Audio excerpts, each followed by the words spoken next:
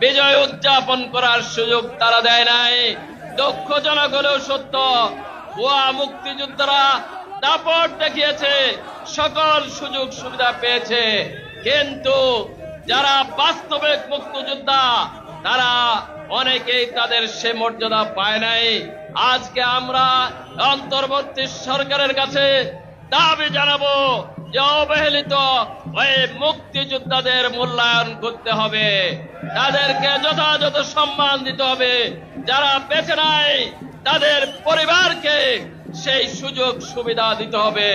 যারা আহত হয়েছে আজকেও আমরা দেখতে পাই ওই আহত মুক্তিযোদ্ধাকে লাঠি স্কেচ ব্যবহার করে তিনি হাঁটতেছেন, কিন্তু সরকারের পক্ষ থেকে আওয়ামী লীগ সরকার তাদেরকে মূল্যায়ন করে নাই।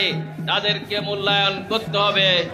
আর সাথে সাথে আমরা দেখেছি এই যে আমাদের বিজয়, আসলে আমরা একটা পতাকা পেয়েছি, আমরা একটা ভূখণ্ড পেয়েছি, কিন্তু আমরা কি প্রকৃত বিজয় অর্জন করেছি?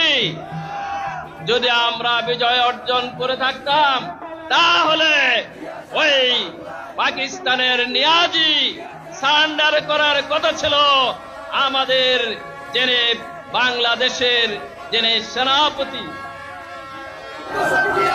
কর্নেল ওসমানের কাছে, কিন্তু তা না হয়ে ওনার কাছে কেন আত্মসমর্পণ করবে? কেন ওই বিজয়ের ওই প্রথম লগ্নে আপনার মেজল জোরে জেলে যাবে? কেন আমাদের সম্পদগুলো তারা লুটে পুটে নিয়েছে?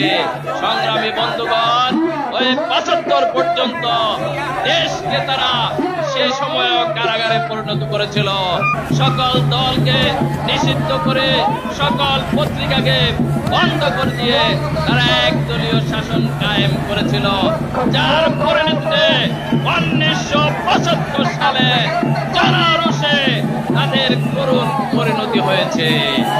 কিন্তু আবার শেখ হাসিনা ক্ষমতায় এসে জনগণের কাছে মাপ চেয়ে তিনি আবার সেই তার পাপের এবং ৭৫-এর পূর্বের অবস্থায় তিনি সৃষ্টি করেছেন। মানুষের বাক স্বাধীনতা হরণ করেছে। এই জায়গায় একটা দল ছাড়া অন্যদের স্বাধীনতা দিবস, বিজয় দিবস উদযাপন করার কি সুযোগ ছিল? সংগ্রামী বন্ধুগণ,